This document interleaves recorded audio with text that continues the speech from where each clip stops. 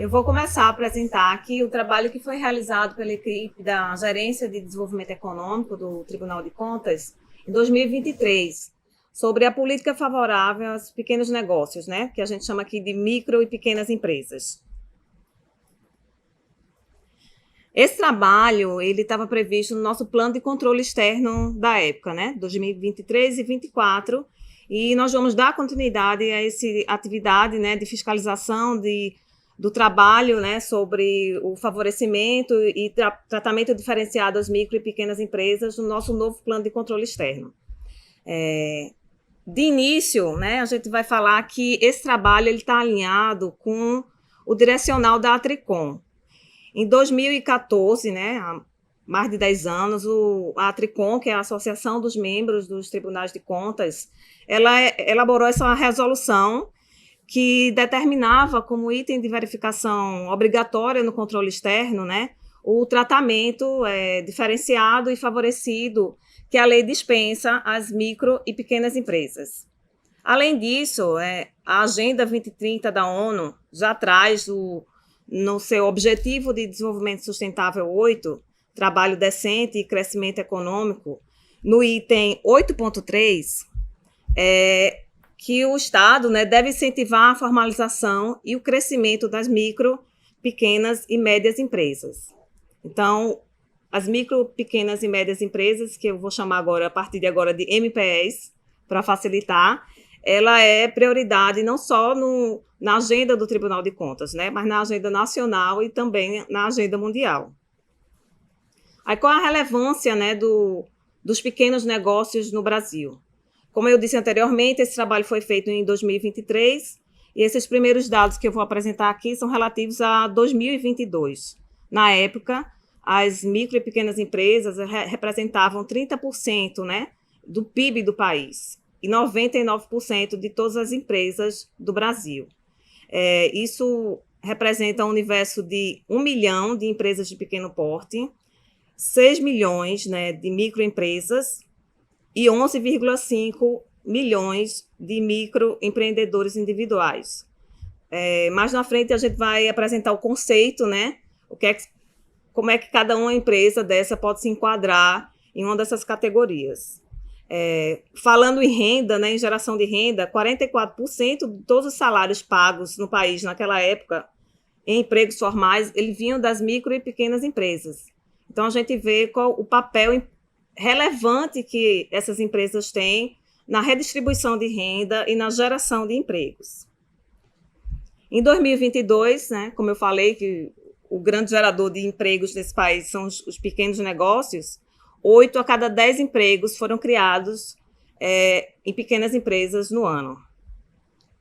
E aí eu trouxe outra informação também elaborada pelo SEBRAE, né? Aqueles infográficos apresentados foram elaborados pelo SEBRAE, mas com base nos dados da PNAD, né? Extraídas do IBGE.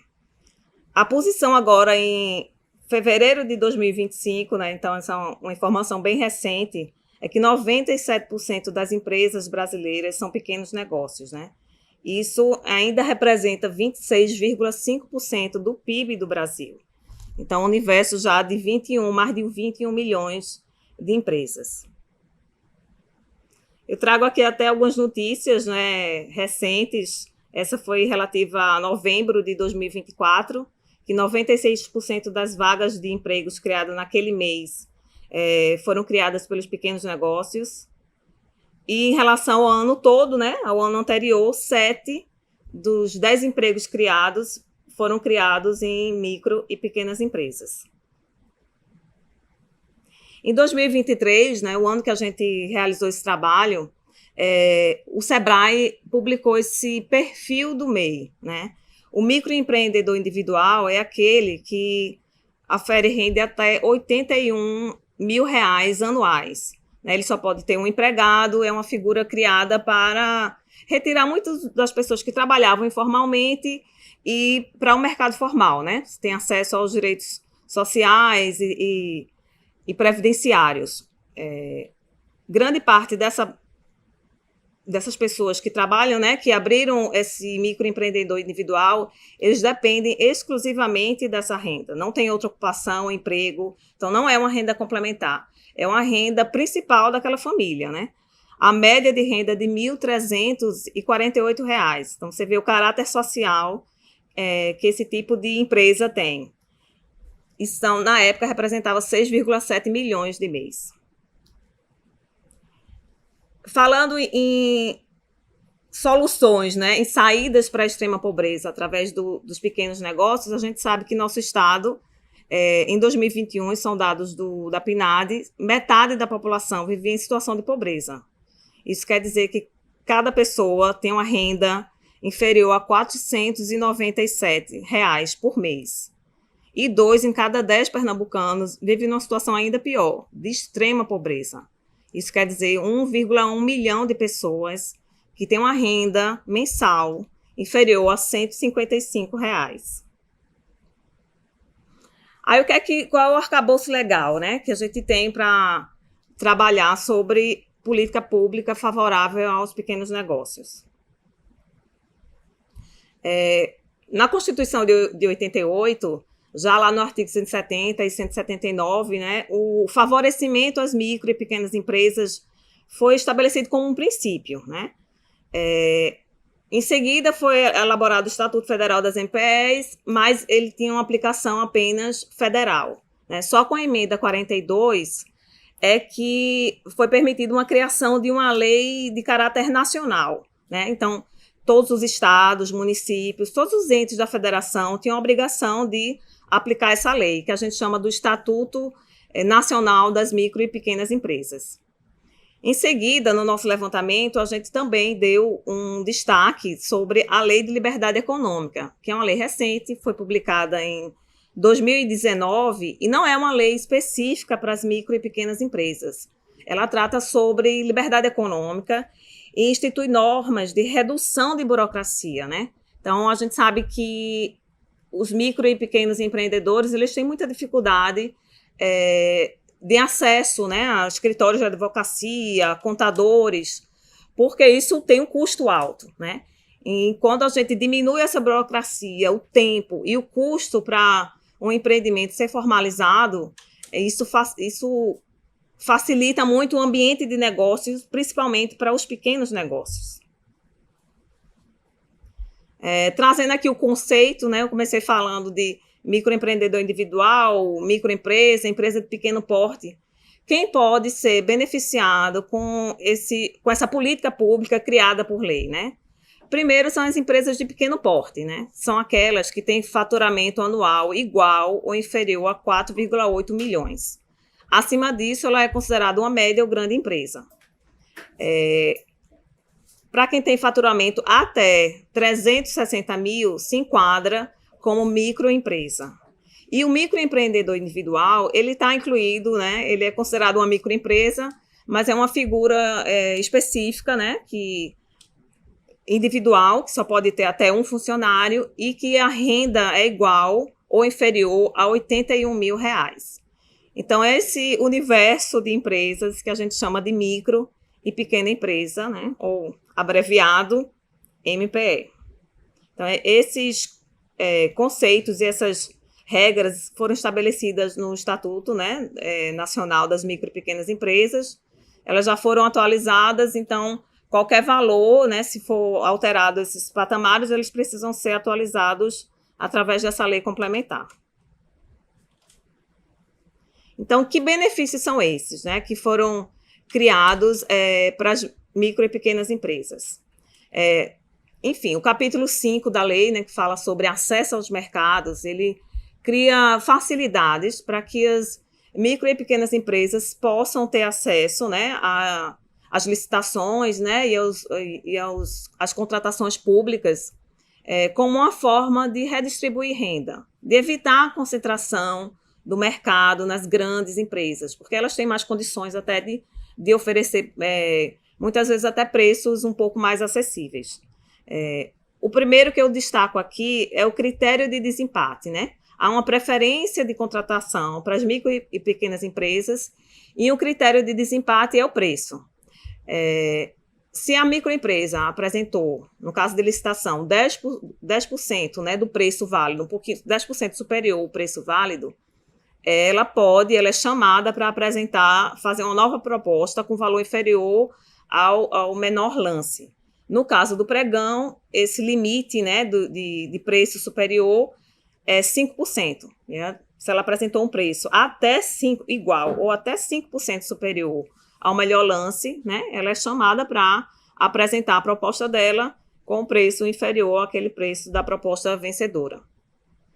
Além disso, a micro e pequena empresa ela pode participar da licitação, mesmo que ela esteja com sua situação fiscal ou trabalhista irregular. O que ela precisa fazer em até 5 dias úteis, né, depois de ser declarada vencedora, regularizar essa situação. Então, ela tem esses 5 dias para apresentar suas certidões negativas ou positivas com efeito de negativa. Além disso, a gente tem a licitação exclusiva, né? Até R$80 mil, essa licitação deve ser feita com microempresas e empresas de pequeno porte, né? Além disso, isso é um dever do Estado, né? Isso foi alterado por emenda constitucional e não é mais um poderá, mas é um deverá, que o ente público deve fazer uma licitação só com essas empresas, até R$80 mil. Na questão da subcontratação, o licitante, né, o município ou o Estado, quando for licitar, ele pode exigir que a empresa vencedora, né, da licitação de obras e serviços, exigir que eles subcontratem apenas micro e pequenas empresas.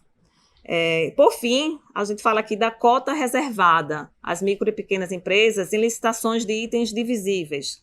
São aqueles que podem ser fornecidos por vários fornecedores sem comprometer a qualidade, né, do produto. Então, 25% desses itens da licitação eles precisam ser reservados para uma licitação exclusiva para as MPEs. Em relação às micro e pequenas empresas regionais, a lei ele deu essa faculdade para que o órgão licitante priorize as empresas que estão sediadas no local ou regionalmente. Esses conceitos, né, vão ser definidos através de decreto. No estado de Pernambuco, ele usa os critérios, né, do IBGE e pode ser dada uma prioridade, né, entre as MPEs de contratação daquela que está sediada localmente. O objetivo disso é reter a riqueza no local, né, que aquela riqueza não saia do local, do estado, da região e que ela circule naquele mesmo ente. Em Pernambuco, no decreto, né, estadual, isso foi reduzido para 5%, né, mas ainda existe essa possibilidade de priorizar as empresas locais. Falando aqui da Lei de Liberdade Econômica, né, que foi outro ponto do nosso trabalho, é uma norma geral de direito econômico, ela trata de princípios e ela é direcionada ao Estado. Né, o objetivo de remover obstáculos burocráticos, simplificar os procedimentos e restringir a influência do governo para o mínimo necessário. Né? Então, o Estado ele interfere na atividade econômica só quando precisa a sua atuação. E que a liberdade econômica é o pressuposto básico, né? Então, a liberdade é uma garantia entre os princípios da lei, tem um pressuposto da boa-fé do particular, né, perante aos demais e ao poder público, a intervenção é subsidiária, né, excepcional, como eu falei, e existe o reconhecimento do particular como mais vulnerável do que o Estado, né? Então, o Estado tem que proteger o particular. O que é que a gente encontrou, né, no nosso trabalho, depois a gente mergulhar um pouco em cima da legislação e quais são as obrigações do Estado sobre compras públicas, né? Ressaltando aqui que os dados, né, que vão ser apresentados aqui foram coletados do Tome Conta, né, que são os dados enviados, né, através do Sagres e remessa das receitas e despesas de todos os municípios do estado de Pernambuco, né, de todos os órgãos de administração direta, indireta, estadual e municipal. 35,6 bilhões. É muito dinheiro, né? Isso é o que as compras públicas representaram em 2022 em Pernambuco, somadas, né, as compras do Estado e as compras de todos os municípios. Isso representou 14% do PIB. Né? Por que eu estou trazendo esses números? Porque a gente vê como o Estado tem o poder de influenciar na economia e como ele pode direcionar os seus recursos para favorecer os pequenos negócios, né, que têm esse poder de gerar empregos e de redistribuir renda. Em 2022, né, desse montante, 6 bilhões, eles foram destinados aos pequenos negócios. Com base nos dados que a gente tem acesso cadastrais, essas empresas elas estão cadastradas como pequenos negócios, mas lá na frente a gente vai ver que nem todas estão mais nessa categoria, mas sem se aprofundar nos dados, né, a gente sabe que 6 bilhões foram para empresas que estavam cadastradas como micro ou pequena empresa. 1,2 bilhão foi o gasto que o Estado teve com essas aquisições. E os municípios, né, têm um papel fundamental nessa política, porque eles compram muito mais dos micro e pequenos empreendedores com um volume de 4,8 bilhões. Bem maior, né, do que todos os órgãos do Estado. E como é que está distribuído, né? Como é que estava distribuído esses 4,8 bilhões que os municípios destinaram, né, destinaram para as micro e pequenas empresas. Primeiro, 1,4 bilhão ficou com as MPEs locais. O que é que significa isso? É a MPE que é sediada no mesmo município comprador. Então, por exemplo, o Recife comprou de uma empresa que está sediada em Recife. Exu comprou de uma empresa que está sediada no próprio município de Exu. Então, aquele dinheiro circulou no próprio município. As MPEs regionais ficaram com 1,3 bilhão. A classificação que a gente usou aqui para dizer o que é um MPE regional é a classificação dada por lei. São as 12 regiões de desenvolvimento do estado de Pernambuco. Então, 1,3 não ficou exatamente no município, mas ficou na mesma região de desenvolvimento. E, por fim, 2,2 bilhões saiu da região de desenvolvimento, né, foi para mais distante ainda o recurso, ou foi para outra unidade da federação, foi para outro estado. O que é que eu trago aqui? Eu trouxe também aqui as informações das aquisições com médias e grandes empresas, né? O que eu quero destacar aqui são esses 7% das compras que ficaram com as MPEs locais, né? Esse recurso tem um papel muito importante como uma política pública, porque é um recurso que sai dos cofres municipais e fica com as empresas da região, principalmente com as empresas do município que estão gerando empregos no município, né, que pagam impostos naquele município, não? Então, o dinheiro circula, né, volta de alguma forma para os cofres municipais para ele reaplicar em outras políticas públicas. No caso de tanto dos recursos que foram destinados a micro e pequenas empresas de fora da região, como de médias e grandes empresas de fora da região, representou 31,7%, né? São recursos que saíram ali do município e foram destinados para outras regiões, para outras unidades da federação, né? Então, a lei cria essa possibilidade de tentar favorecer as empresas locais com esse intuito da retenção da riqueza no local. Como eu trouxe aqui os dados, né, 31,6% saiu dos cofres, né, dos municípios pernambucanos e foram para outras regiões e para outros estados. Isso representa 6,4 bilhões de reais em 2022. E 14,9% das aquisições públicas dos municípios se dão com empresas fora de Pernambuco. Então, o recurso sequer fica no estado, né? Ele vai para outra unidade da federação. É um valor de 3 bilhões, né? A gente realmente ainda compra muito mais no estado, mas ainda existe espaço para melhorar. Esse gráfico aqui, né? Eu vou explicar o que é que ele significa. O que eu quero dizer aqui é que quanto maior o município, menos ele compra percentualmente, né? Das micro e pequenas empresas. Então, os grandes, na verdade, os grandes compradores dos pequenos negócios são os pequenos municípios. O que esse gráfico, cada pontinho azul desse aí representa um município. O que esse gráfico está mostrando aqui é que de 30% a 70%, né, das compras desses municípios aqui, eles ficam lá com os pequenos negócios. Então, é um grande volume.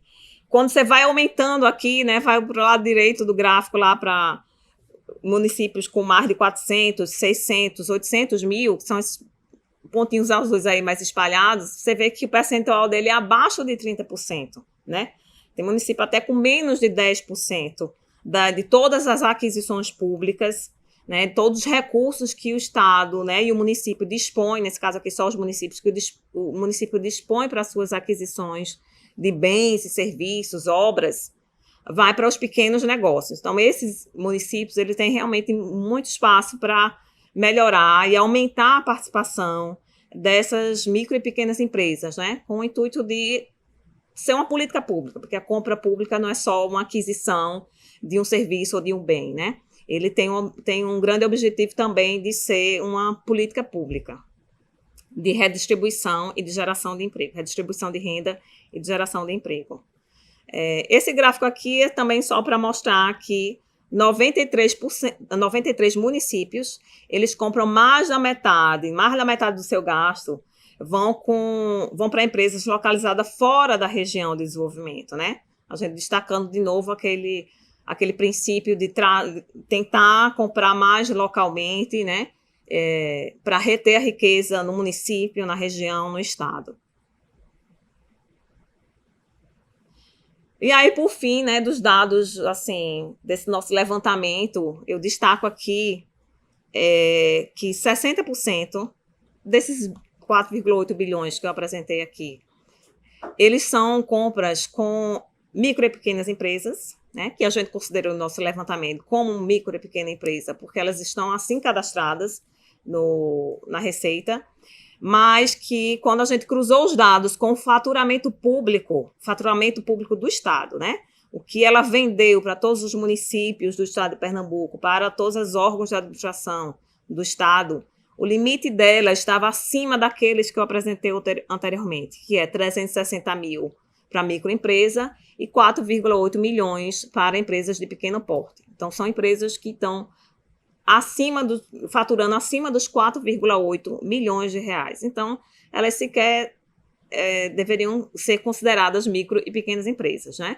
Isso é um problema cadastral. A gente não tem como dizer aqui num levantamento, né, com macrodados, a gente não mergulhou em cada uma dessas contratações especificamente, para saber se essas empresas elas gozaram daqueles benefícios ou se elas participaram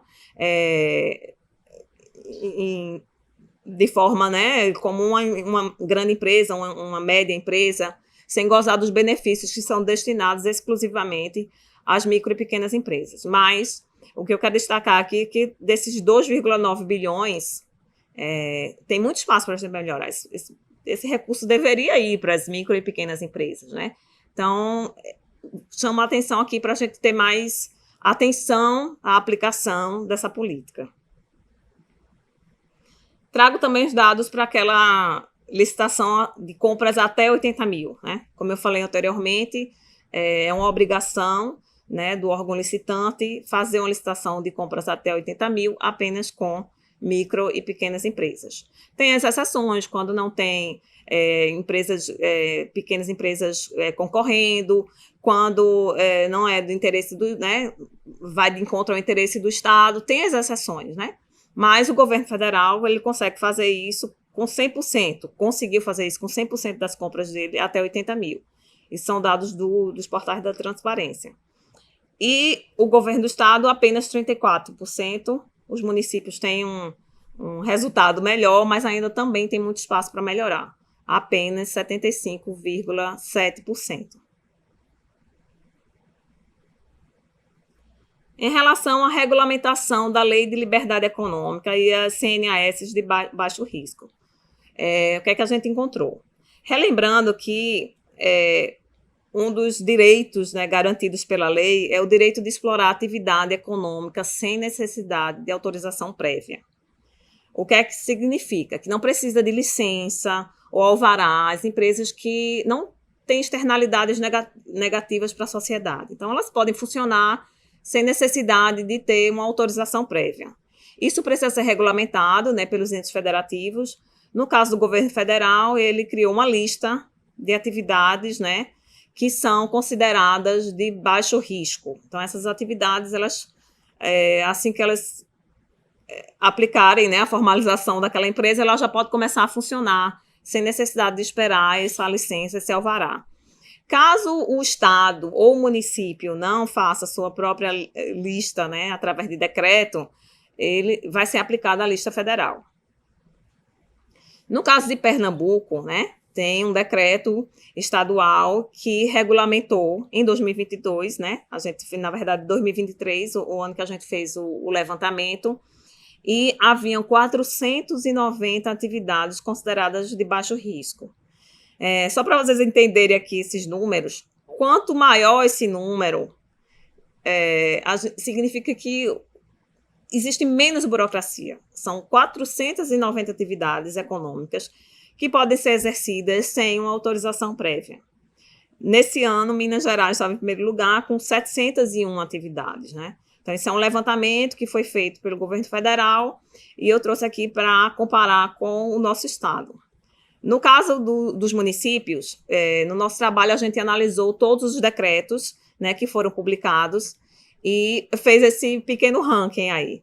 Os municípios que não têm o decreto, eles estavam seguindo a norma estadual. Então, Recife, na época, estava com 432 atividades consideradas de baixo risco, ainda um número inferior ao que o estado de Pernambuco, né, tinha estabelecido como atividade de baixo risco.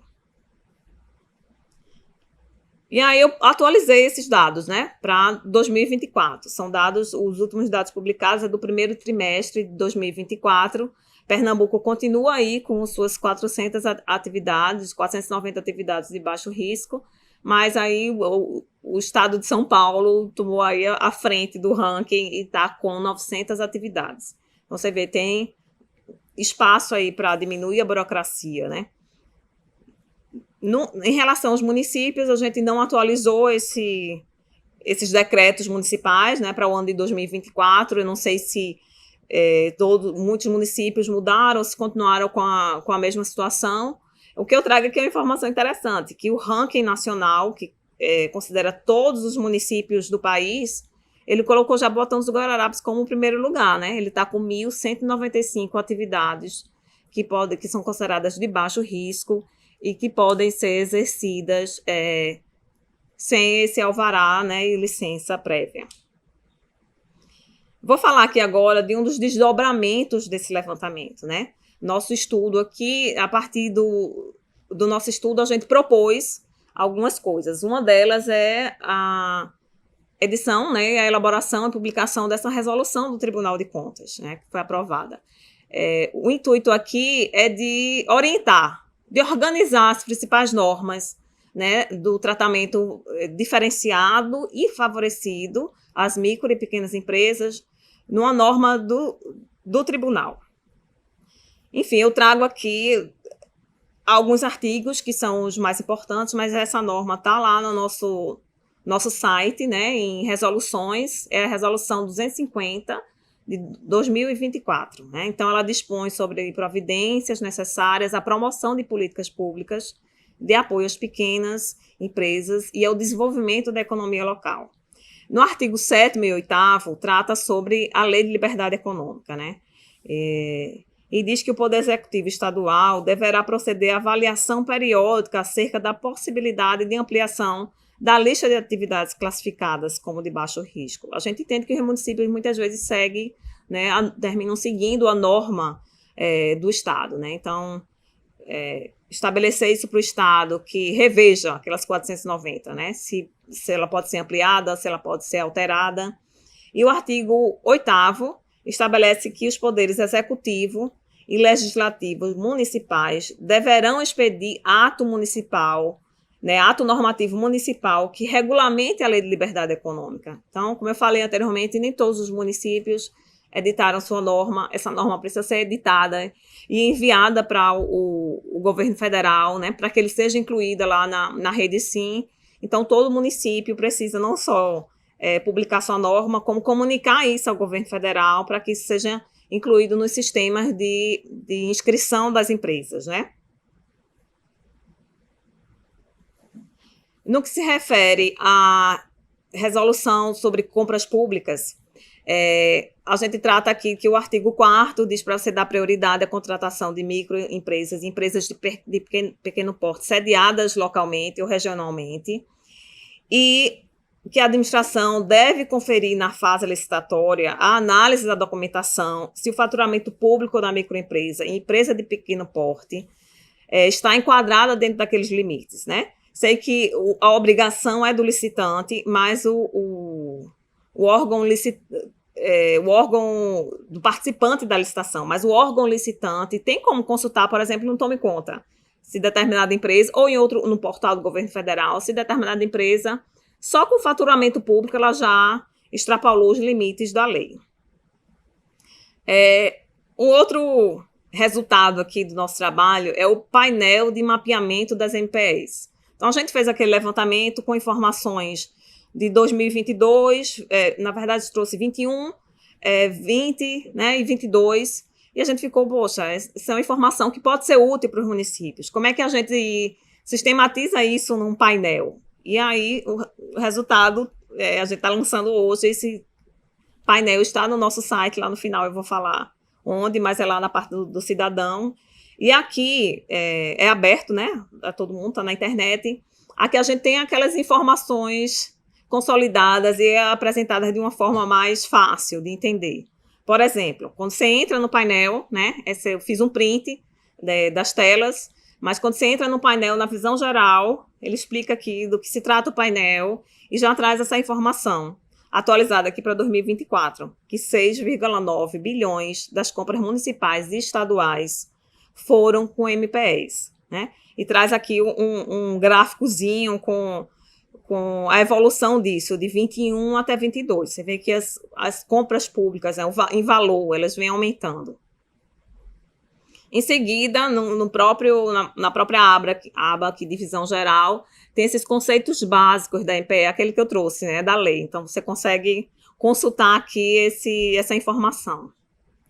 Em seguida, também ainda na aba divisão geral, você tem esse gráfico que você pode escolher entre quantidade de empresas e valor pago. Lá em cima, no cantinho, você vê. Esse primeiro aqui, a gente escolheu quantidade de empresas, né? E você vê que as microempresas, elas estão aqui, né, em maior quantidade entre as contratadas, né?